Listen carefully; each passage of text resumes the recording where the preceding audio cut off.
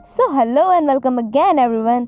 आज हम आपके लिए लेकर आ गए हैं सुपर गर्ल का season number 2 and episode number 18। Episode की स्टार्टिंग हमारी हीरोइन के साथ होती है, जो खुले आसमान में बहुत ही अच्छे से उड़ते हुए अपने ऑफिस पहुंचती है, यानी कि DEO। और ऑफिस पहुंचते वह सबसे पहले पूछती है कि क्या मेरे लिए यहाँ पर कोई काम है, पर जॉन बना कर देता है कि आज कोई भी काम नहीं है। जिसके बाद सभी लोग अपने अपने काम के लिए चले जाते हैं और हमारी प्यारी सुपर गर्ल अकेले ही खड़ी रह जाती है। फिर आगे हम कारा को अपने घर में खाना बनाते हुए देख पाते हैं, जहाँ पर उससे खाना तो बिल्कुल भी नहीं बन रहा होता, बल्कि खाने की बैंड जरूर बच जाती है, जिससे कारा बहुत ही ज्यादा परेशान होती है। पर तभी गेट पर नॉक होने की वजह से जब वह उसे खोलने जाती है तो हम देख पाते हैं कि वहाँ पर लीना आई हुई है। थोड़ी बहुत बातें करने के बाद में लीना कारा को बताती है कि स्फेरिकल इंडस्ट्रीज अपने न्यू अनवीलिंग के लिए एक प्रेस कॉन्फ्रेंस करने वाले हैं। और आगे इनकी बातों से हमें जान पाते हैं कि स्फेरिकल इंडस्ट्रीज के CEO लीना के बॉयफ्रेंड थे। लीना कारा को अपने साथ लेकर प्रेस कॉन्फ्रेंस के लिए चली जाती है।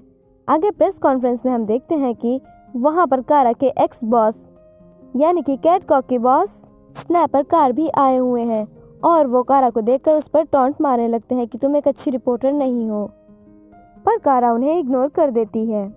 तभी वहां पर एंट्री होती है स्फेरिकल इंडस्ट्रीज के CEO जैक स्पियर की, जो अपनी प्रेजेंटेशन शुरू कर देते हैं। प्रेस कॉन्फ्रेंस नैनोबॉट्स के बारे में हो रही होती है, जिनका इस्तेमाल मेडिकल एरिया में किया जाना था। आगे हम देखते हैं कि जैक अपने हाथ पर चाकू से एक कट कर लेते हैं, जिसके बाद उनकी असिस्टेंट बेथ ब्रीन आकर अपने गोल कंटेनर से नैनोबॉट्स को बाहर भेजती है, जो फौरन ही आकर जैक के हाथ पर चिपक जाते हैं। जिसके थोड़ी देर बाद ही हम देख पाते हैं कि जैक का हाथ बिल्कुल पहले जैसा ठीक हो चुका है।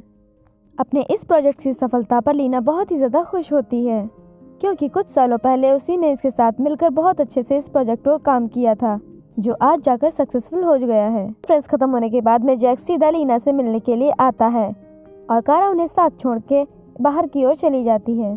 जब कारा सीढ़ियों से नीचे की ओर जा रही होती है, तभी उसे वहाँ पर एक आदमी मिलता है, जो उसे शाम को अपने साथ मिलने के लिए बुलाता है और कहता है कि तुम एक इकलौती ऐसी रिपोर्टर हो जिस पर मैं भरोसा कर सकता हूँ। और कारा इसकी बात मान जाती है। इधर हम जैक और लीना को देखते हैं, जो अभी आपस में बात कर रहे होते हैं। तभी जैक की असिस्टेंट बेथ आकर उसे अपने साथ ले जाती है। अब आगे रात में हमें गार्डियन एक थीफ को पकड़ते हुए दिखाया जाता है, जिसे अरेस्ट करने के बाद जब वह अपनी वैन के पास आता है तो हम वहाँ पर लायरा और विन को भी देख पाते हैं। पर जब लायरा गार्डियन को उसके असली नाम जिम से बुलाती है तो वह शॉक हो जाता है। पर हमें ये नहीं भूलना चाहिए कि लायरा एक एलियन है और उसके पास भी कुछ पावर्स हैं, और वह भी यहाँ पर गार्डियन की हेल्प करने के लिए आई होती है। पर गार्डियन के कहने पर विन लायरा को दूसरी तरफ भेज देता है, जिसके बाद ये दोनों बातें करने लगते हैं, जहाँ गार्डियन विन से सीधे मना कर देता है कि वह लायरा के साथ काम नहीं करना चाहता, क्योंकि कुछ दिनों पहले तक तो वह क्रिमिनल के साथ में थी। जिस पर विन गार्डियन को बहुत ज़्यादा समझाता है कि लायरा पहले जैसी नहीं रही, वह काम उसे मजबूरी में करना पड़ता था, पर गार्डियन उसकी एक भी बात नहीं मानता। अब दूसरी तरफ हम कारा को उसी स्ट्रेंजर के साथ कार में बैठे बात करते हुए देखते हैं, जहां स्ट्रेंजर अपना नाम जॉय बताता है और उनकी बातों से हमें ये पता चलता है कि जॉय स्फेरिकल इंडस्ट्रीज में 1 महीने पहले तक काम करता था, पर 1 महीने पहले उसे वहां से निकाल दिया गया। जॉय बताता है कि ये नैनोबॉट्स ह्यूमन ट्रायल के लिए भी तैयार नहीं है और ये बहुत ही ज़्यादा खतरनाक है। तभी हम पीछे देख पाते हैं कि वही नैनोबॉट्स आकर उनकी कार पर हमला कर देते हैं, जिसमें जॉय की वहीं पर मौत हो जाती है। अगली सुबह कारा अपने कैटको के ऑफिस में आकर सीधे जेम्स के पास मिलती है और उससे अपनी हेल्प करने के लिए कहती है। पर तभी यहाँ पर स्नैपर आकर कारा को ताने मारने लगते हैं कि मैंने तुम्हें निकाल दिया था, अब तुम यहाँ पर क्या करने आई हो। तभी जेम्स बात को संभाल लेता है और कारा यहाँ से बाहर की ओर चली जाती है। और हमें तो पता है कि उसके सुनने की ताकत कितनी अच्छी है। वह बाहर खड़े होकर भी उनकी सारी बातें सुन लेती है कि स्नैपर एक टेस्ट सब्जेक्ट से शाम को मिलने जाने वाले हैं, जिसके ऊपर नैनोबॉट्स का टेस्ट हुआ था। वहीं दूसरी तरफ हम देख पाते हैं कि लीना के ऑफिस में जैक आया हुआ है। दोनों अपनी पास्ट लाइफ के बारे में कुछ बातें करते हैं। उसके बाद जैक लीना को अपने साथ शाम को डिनर के लिए मना लेता है। अब रात में हम गार्डियन को देखते हैं, जो एक बैंक के बाहर रॉबरी को रोकने के लिए आया हुआ था। जब वो चोर को पकड़ता है तो हम देख पाते हैं कि वो चोर एक छोटा सा बच्चा ही है। तभी लायरा आकर उस बच्चे को बहुत ज्यादा मारने लगती है, जिस पर गार्डियन उस पर बहुत ज्यादा गुस्सा हो जाता है और उसे रोककर वहां से जाने के लिए कह देता है, जिसके बाद लायरा वहां से गुस्सा होकर चली जाती है। अब इधर हम स्नैपर को देखते हैं, जो उसी टेस्ट सब्जेक्ट से मिलने आया था, जिसका कि नाम डेरिक है। और कारा भी इसी लोकेशन पर पहुंच जाती है क्योंकि उसने सुबह इनकी बातें सुन ली थी। इधर स्नैपर और डेरिक की बात से हमें पता चल जाता है कि वहाँ पर उसके साथ कोई भी टेस्ट नहीं हुआ था। इससे पहले कि वह और कुछ बता पाता, हम देख पाते हैं कि वहाँ पर बहुत सारे नैनोबॉट्स आ चुके हैं और वे इन दोनों पर हमला कर देते हैं कि तभी कारा वहाँ पर आकर इन्हें बचा लेती है। पर नैनोबॉट्स फिर से डेरिक के ऊपर हमला कर देते हैं, जिसकी वजह से उसकी वहीं पर मौत हो जाती है और कारा नैनोबॉट से फिर से लड़ते हुए स्नैपर को यहाँ से बाहर ले जाती है। इसके बाद कारा बहुत ज़्यादा परेशान होकर अपने घर आती है, जहाँ पर मोनल उसे बताता है कि लीना जैक के साथ बाहर डिनर पर गई है। ये सुनने के बाद में अब दोनों उसी डिनर वाली जगह के लिए निकल जाते हैं। अब आगे हम होटल में लीना और जैक को देखते हैं जो बैठे हुए डिनर कर रहे होते हैं कि तभी यहाँ पर कारा और मोनल भी आ जाते हैं।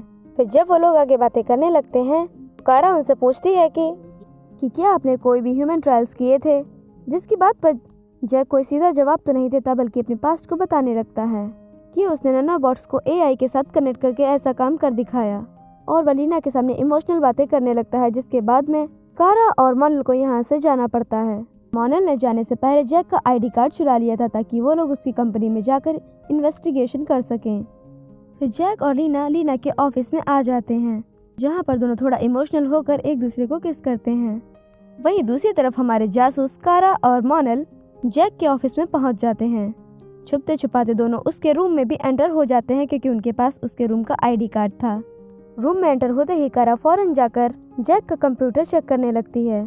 चेक करते वक्त उन्हें वहां पर एक वीडियो मिलती है जिसमें जैक नैनोबॉट को अपने अंदर ही इंजेक्ट करता हुआ दिखाया जाता है, जिसके बाद उसका पूरा शरीर बिल्कुल नैनोबॉट्स के जैसा हो जाता है। मोनल जैसे ही इस वीडियो को अपने पेन ड्राइव में ट्रांसफर करने के लिए कंप्यूटर में पेन ड्राइव लगाता है, हम देख पाते हैं कि उधर जैक को पता चल जाता है क्योंकि वह भी यहाँ की एआई से जुड़ा हुआ था और उसके अंदर भी नैनोबॉट्स मौजूद थे। जिसके बाद वह लीना को यहाँ अकेला छोड़कर अपने ऑफिस के लिए चला जाता है, पर इससे पहले कि वह अपने ऑफिस पहुँचता, कारा और मोनल वहाँ से वीडियो लेकर चले जाते हैं। अब अगली सुबह कारा सीधा आकर लीना को जैक की वीडियो दिखा देती है। वीडियो को देखने के बाद में हम देख पाते हैं कि लीना को बिल्कुल भरोसा नहीं हो रहा होता कि जैक ने किसी का कत्ल भी किया है। जिसके बाद वह खुद जैक से जाकर बात करने का डिसाइड करती है और कारा से रिक्वेस्ट करती है कि वह यह बात किसी को ना बताए।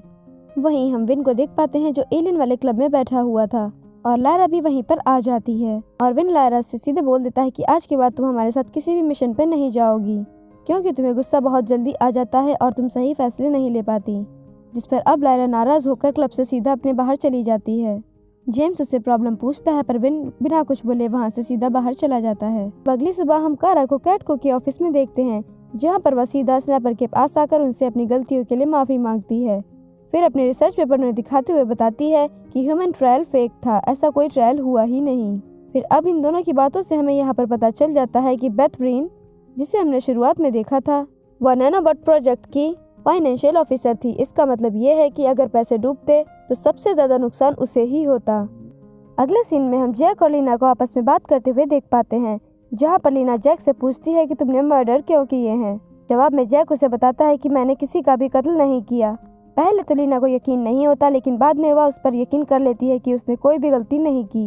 अभी हम देख पाते हैं कि वहाँ पीछे से बेथ ब्रेन भी आ जाती है। इसके आते ही जैक बिल्कुल शांत खड़ा हो जाता है, जैसे कि बेथ ब्रेन उसे कंट्रोल कर रही हो। हमें यहाँ पर पूरी सच्चाई पता चल ही जाती है कि बेथ ने ही जैक को कंट्रोल करके उन दो लोगों के मर्डर करवाए थे। इसी वजह से जैक को कुछ भी याद नहीं होता। जिसके बाद में लीना और बेथ की यहाँ पर बहस शुरू हो जाती है। बेथ गुस्से में आकर जैक को ऑर्डर देती है कि वो लीना को मार दे। जैक जैसे ही लीना के ऊपर अटैक करता है, हम देख पाते हैं कि सुपरगर्ल आकर लीना को बचा लेती है। जिसके बाद में जैक अब लीना के ऊपर हमला करना छोड़ देता है और सीधा सुपरगर्ल को टारगेट कर लेता है। इधर लीना और बेथ के बीच में भी फाइटिंग स्टार्ट हो जाती है। लड़ने के दौरान यहाँ पर एक टाइम ऐसा आ जाता है जब नैनोबॉट्स ने सुपरगर्ल को पूरी तरह से जकड़ लिया था। अब सुपरगर्ल को बचाने के लिए लीना फौरन ही उस डिवाइस को तोड़ देती है जिससे बेथ जैक को कंट्रोल कर रही थी। डिवाइस के टूटते ही जैक अपनी कॉन्शियसनेस में वापस आ जाता है, पर हम देख पाते हैं कि वह स्टेबल नहीं होता। उसके नैनोबॉट्स बार बार उसके शरीर से बाहर आ जा रहे होते हैं। इसकी वजह से वह लीना से कहता है कि वह मेन फ्रेम को ओवरराइड कर दे, जिसकी वजह से हम दोनों की जान बच जाएगी। पर बेथ उसे बताती है कि तुमने अगर मेन फ्रेम को ओवरराइड किया तो फिर जैक की मौत हो जाएगी। और जैक उसे बार बार फोर्स करता है ताकि सुपरगर्ल की भी जान बच जाए। फिर जैसे ही लीना मेन फ्रेम को ओवरराइड करती है, हम देख पाते हैं कि जैक वहाँ पर गिरकर मर जाता है और नैनोबॉट जो कि सुपरगर्ल को जकड़े हुए थे वे उसे छोड़कर उसकी बॉडी के अंदर चले जाते हैं। नेक्स्ट मॉर्निंग में हम लीना को उसके ऑफिस में देख पाते हैं, जो जैक के मरने की वजह से बहुत ज़्यादा दुखी होती है। तभी वहाँ पर कारा आकर उसे इमोशनली सपोर्ट करती है और उसे समझाती है कि हम सभी भी अभी तुम्हारे साथ हैं और तुम्हारा साथ कभी नहीं छोड़ेंगे। फिर रात के सीन में हम विन और गार्डियन को देख पाते हैं, जहाँ पर गार्डियन विन से लायरा के लिए माफ़ी मांग रहा होता है कि उसने उस पर बहुत ही ज़्यादा गुस्सा कर दिया था, और वह लायरा को मनाकर अपने साथ विन के पास ले आता है। लायरा को देखकर विन वापस से बहुत ज़्यादा खुश हो जाता है। इधर हम कारा को देखते हैं जो स्नैपर से मिलने आई हुई होती है। कारा का ये अच्छा काम देखकर स्नैपर उसे माफ कर देते हैं और उसे उसका काम वापस लौटा देते हैं। इसका साफ मतलब ये था कि कारा फिर से रिपोर्टिंग कर सकती है। वहीं दूसरी तरफ हमें लीना का घर दिखाया जाता है, जहाँ पर लीना खड़े होकर जैक के बारे में सोच रही होती है। तभी उसके पीछे से कोई औरत आकर उससे बातें करने लगती है। जब उसका फेस दिखाया जाता है तो हम ये जान पाते हैं कि ये मोनेल की मॉम है और वह उससे कोई डील ऑफर करती हैं। अब ये डील क्या थी ये जानेंगे हम अगले एपिसोड में। आज का एक्सप्लेनेशन आपको कैसा लगा कमेंट ज़रूर करिएगा। अगर आप हमारे चैनल पर नए हैं तो subscribe our channel, hit the bell icon and like the video and also share with DC fans. Bye.